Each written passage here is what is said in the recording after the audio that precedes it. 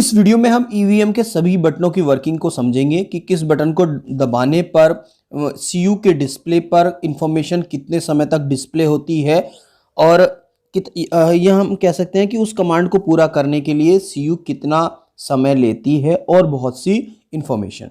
जैसे यदि हम सीयू के पीछे वाले ऑन ऑफ बटन को दबाते हैं तो दबाने के बाद ये ऑन लाइट जलता है, बैलेट यूनिट के सभी कैंडिडेट के सामने की लाइट जलती है। जब ये ब्लिंक चलता है तो यहाँ वीवीपैड में पर्चियाँ कटकर गिर रही होती हैं, स्टेटस बताने वाली पर्चियाँ। जब हम पीछे से बटन ऑन करते हैं, हम उसकी बात कर रहे हैं, और जैसे ही हम बटन ऑन करते हैं तो ईवीएम को रेडी होने में, यानी कि उससे जुड़ी हुई डिवाइसों को डिटेक्ट करने में, उनकी टेस्टिंग करने में और एक्चुअल पोल या मोक पोल के लिए तैयार करने के लिए जब ऑन होती है, ईवीएम रेडी होती है, तो वह कितना समय लेती है? वह लगभग 1 मिनट और 25 सेकंड का समय लेती है। यानी कि यदि आप ईवीएम का जो सीयू वाला कंपोनेंट है उसके पीछे के बटन को आप दबाते हो, ऑन करते हो, तो वो पूरी प्रोसेसिंग यानी कि रेडी मोड में आने के लिए, ईवीएम रेडी मोड में आने के लिए 1 मिनट और 25 सेकंड का लगभग समय लेती है। इसके बाद हम समझ लेते हैं कि जो इसके बाद बटन आता है क्लोज बटन, वह कैसे काम करता है, या टोटल बटन कैसे काम करता है, कितना समय लगता है टोटल देखने के लिए, सारी चीज़ें अब हम आगे समझते हैं। तो यहाँ मैं ईवीएम के रेडी होने की बात बता रहा था, तो कितना समय लेती है, ईवीएम इज रेडी, ये डिस्प्ले होने में। अब रिजल्ट की बात बताते हैं। यदि हम रिजल्ट को क्लोज से पहले दबाते हैं तो इनवैलिड आता है, मगर जब हम क्लोज को दबाते हैं तो क्लोजिंग शुरू हो जाती है। यानी कि हमने पोल क्लोज कर दिया है। पोल क्लोज करने के लिए हम क्या करते हैं, क्लोज का बटन दबाते हैं, या सीआरसी करने के लिए भी हम सीआरसी में सी जो है क्लोज को दिखाता है। जब हम क्लोज का बटन दबाते हैं तो क्लोज के बटन दबाने के बाद इसमें कैंडिडेट बताता है, वीवीपैड की कैंडिडेट बताता है, कितना पोल हुआ ये बताता है, और इस पूरी प्रोसेसिंग को करने के लिए इसमें 45 सेकंड का डिस्प्ले जो है सीयू की हमारी स्क्रीन पर आता है। यानी कि कंट्रोल यूनिट की डिस्प्ले पर क्लोज बटन दबाने के बाद 45 सेकंड तक क्लोज का डिस्प्ले चलता है, क्लोज बटन का डिस्प्ले। इसके बाद हम देखते हैं कि यदि हमने क्लोज एक बार दबा दिया है, दोबारा उसको दबाते हैं तो पोल ऑलरेडी क्लोज्ड दिखता है, जैसा हमने अभी बताया है। इसके बाद हम बात करते हैं रिजल्ट की। यदि हम रिजल्ट का बटन दबाते हैं तो रिजल्ट का बटन दबाने पर कंप्यूटिंग रिजल्ट, पहला एक मैसेज होता है, पोल रिजल्ट, डेट हमें आ जाती है कि कब पोल हुआ है। उसके बाद बहुत सारी इंफॉर्मेशन होती है, poll start time, poll end time, कितने का पोल हुआ है ये, और प्रत्येक कैंडिडेट को कितने वोट मिले हैं कैंडिडेट वाइज, वो हमें यहाँ सीयू का ये नंबर आ जाता है। आप देख रहे होंगे सीयू का यहाँ नंबर भी शो हो रहा है, कितने कैंडिडेट हैं, कितने पोल हुआ है, और कितने कैंडिडेट कौन से कैंडिडेट को कितने वोट मिले हैं, ये रिजल्ट में जाके हम देखते हैं। इस रिजल्ट का बटन दबाने के बाद सीयू के जो डिस्प्ले पर ये रिजल्ट बटन की कमांड का जो डिस्प्ले चलता है, ये लगभग हमारा 3 मिनट और 10 सेकंड चलता है। 3 मिनट और 10 सेकंड का ये चलता है। एक कैंडिडेट के रिजल्ट को जब रिजल्ट वाले बटन दबाने के बाद दिखा रहा होता है ये सीयू, तो एक कैंडिडेट के रिजल्ट को डिस्प्ले करने के लिए डिस्प्ले में ये 7 सेकंड का समय लेता है, 2 सेकंड का पॉज लेता है, फिर अगले कैंडिडेट पर जाता है। उसी में अब हम बात करते हैं आगे नेक्स्ट डिलीट बटन की, क्योंकि जब हम डिलीट का बटन दबाते हैं तो 16 कैंडिडेट की, ये हम 16 कैंडिडेट की बात कर रहे हैं। जब 16 कैंडिडेट सेट किए गए हैं तो रिजल्ट दिखाने में 3 मिनट 10 सेकंड का समय लगाती है सीयू। उनके वोट को इरेज करने में, डिलीट करने में, जब डिलीट का बटन दबाते हैं तो डिलीट की बीप सबसे लंबी होती है, 14 सेकंड की बीप होती है। इसमें यानी कि पूरे के पूरे 16 कैंडिडेट के रिजल्ट को डिलीट करने के बाद 1 बाय 1 दिखाने के लिए यह 3 मिनट का समय लेती है, अप्रॉक्सीमेटली 3 मिनट का समय लेती है।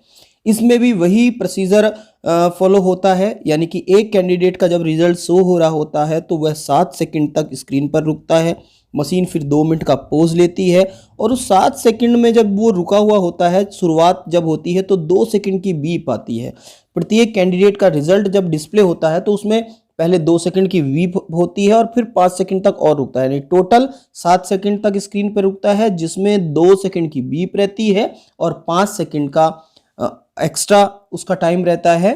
फिर 2 सेकंड का पॉज लिया जाता है, फिर नेक्स्ट कैंडिडेट का रिजल्ट आता है। इस तरह से इरेज होने के लिए, क्लियर होने के लिए जब 16 कैंडिडेट लोड किए गए हैं तो हमारी मशीन 3 मिनट का समय लेती है।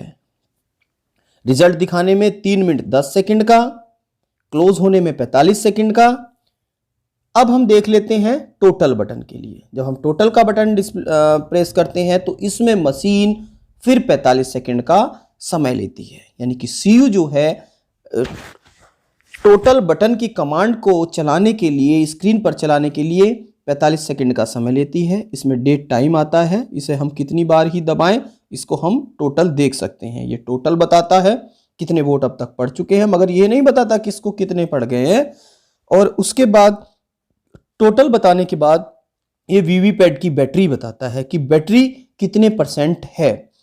टोटल पोल्ड बताएगा और फिर ये बताएगा कि वीवीपैट की बैटरी कितने % है। ये इसका आखिरी डिस्प्ले होता है टोटल बटन का कि वीवीपैट की बैटरी कितने % है। अब हम बैलेट यूनिट की बात करते हैं, बैलेट की बात करते हैं। जब हम बैलेट दबाते हैं तो इधर बिजी लैंप जलता है, बीयू पर रेडी लैंप जलता है। जब हम किसी कैंडिडेट का बटन दबाते हैं तो उसके सामने की लाइट जल जाती है और वीवीपैट पर पर्ची कटकर गिरने लगती है। इस तरह से हम वोट करते हैं, वीवीपैट का इस तरह से हम वोट करते हैं ईवीएम के थ्रू। दोबारा से मैं बताना ये वाली लाइट कैंडिडेट के सामने वाली लाइट और बिजी लाइट एक बीप के साथ बंद होती है। फिर हम नेक्स्ट बैलेट देते हैं, वही प्रोसीजर है। यहाँ रेडी लैंप जला है, फिर हमने पहले कैंडिडेट को जैसे वोट दिया है तो यहाँ इसकी पर्ची कट के गिरी है, ठीक है।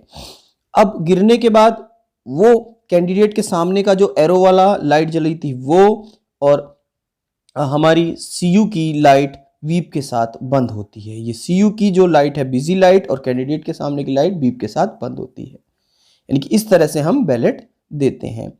यदि हम बैलेट देने के बाद यानी कि पोल क्लोज करते हैं, बैलेट इशू किया, पोल क्लोज कर दिया, तो अब हम दोबारा बैलेट नहीं दे सकते।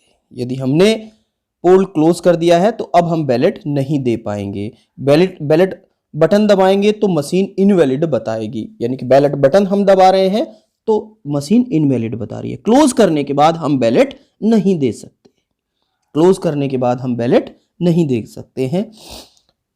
इसको हम यदि क्लियर करना चाहेंगे, क्योंकि क्लोज किया है, हमने रिजल्ट नहीं देखा, सीआरसी का जो पैटर्न है सीआरसी क्लोज कर दिया है कंप्यूटिंग, तो हमें रिजल्ट देखना पड़ेगा।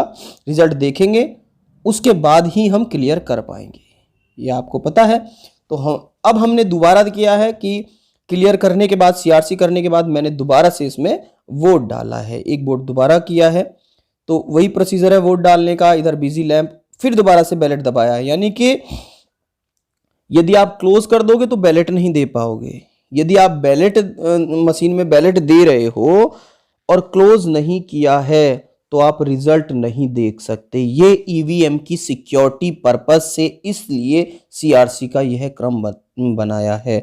बिना क्लोज किए आप रिजल्ट नहीं देख सकते और क्लोज करने के बाद आप बैलेट नहीं दे सकते। यदि आप क्योंकि मैंने क्लोज नहीं किया है, अब मैं रिजल्ट देखने की कोशिश कर रहा हूं तो मैं नहीं देख सकता, ना ही मैं इसको क्लियर कर सकता हूं। इसलिए सीआरसी का ये पैटर्न फॉलो किया जाता है।